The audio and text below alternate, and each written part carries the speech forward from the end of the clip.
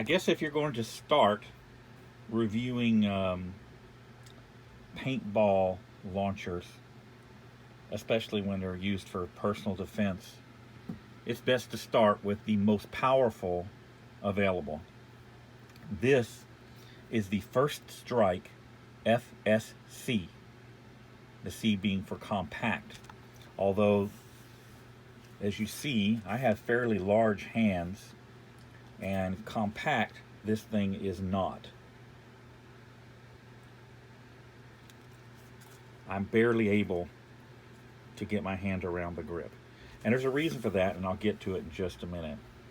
Now, this thing is so large, when you carry it, I can't see how anybody would ever be able to conceal carry it. Personally, I have a custom Kydex holster, and I carry it in a cross-draw configuration.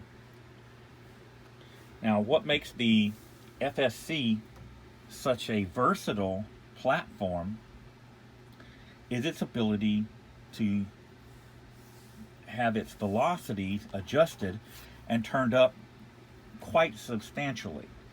There's a company called Grimberg that makes a lot of custom components for this model, and they get from a typical FSC, they will get somewhere on the order of 400 feet per second, and they prefer to not use pepper ball rounds, but to focus on shaped rounds like this. Not all launchers will handle shaped rounds. The Tippmann TIPX will not handle them without a different breech being installed, for instance. It will also, of course, shoot your standard round ball or pepper balls. However, because the more you turn up the velocities, the more problems you have with breaking the pepper balls prematurely. They will break in the breech, and then you got problems. The barrel is replaceable, and I actually have one on order for this.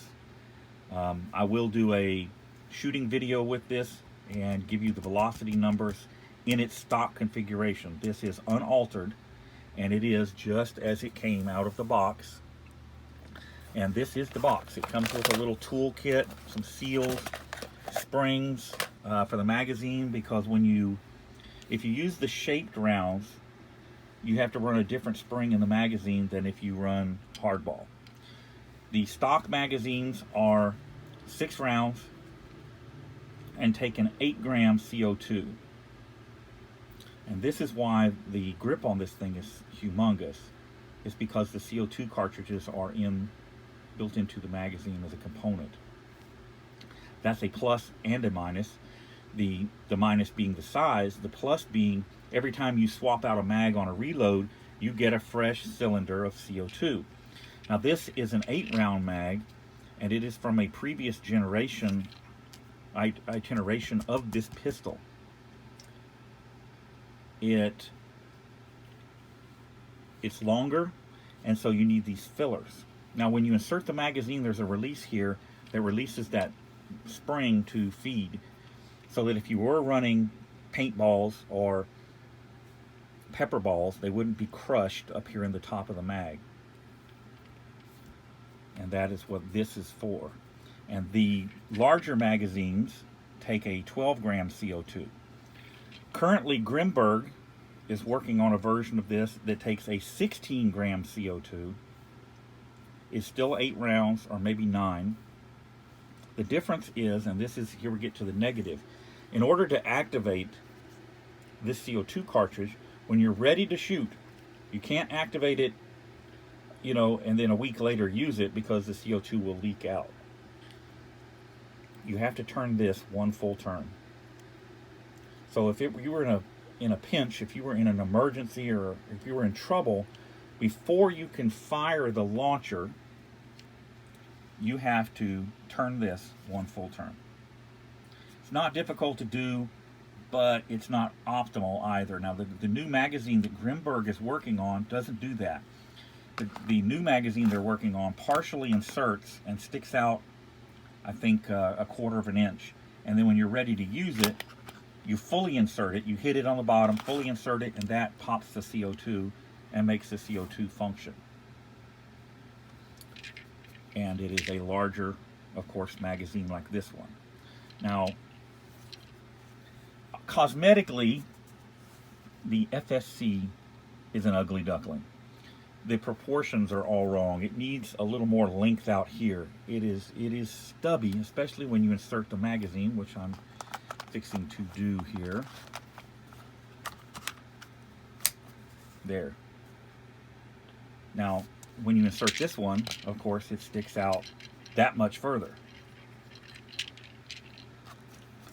So it is really stubby. But it has good sights, it's easy to service, and can be made to be very, very powerful. There are tritium night sights available for it, and a variety of other things. Like I say, the biggest thing for me is going to be to replace the barrel with one that is size specific for these. All of your paintball markers or launchers will have a bore that is slightly too large in order to accommodate various sizes of paintballs. But when you're using a shaped projectile or custom balls, you know what size they are. The closer to the bore size you can get, the more velocity you will get. Now, I will tune this to around 325, 350 feet per second. And I'm not going to push beyond that because I want it to be able to use pepper balls as well as the kinetic rounds. Now, tuning these to shoot the shaped kinetic rounds, it is easy to get these things where they'll punch holes, and I mean through and through holes in plywood as thick as 3/8 of an inch. Not something you want to get popped with. And then one more thing. If I can get the mag out one-handed. There we go. I'll let you see what it looks like when you insert the longer magazine. Again, what I was saying about the proportions.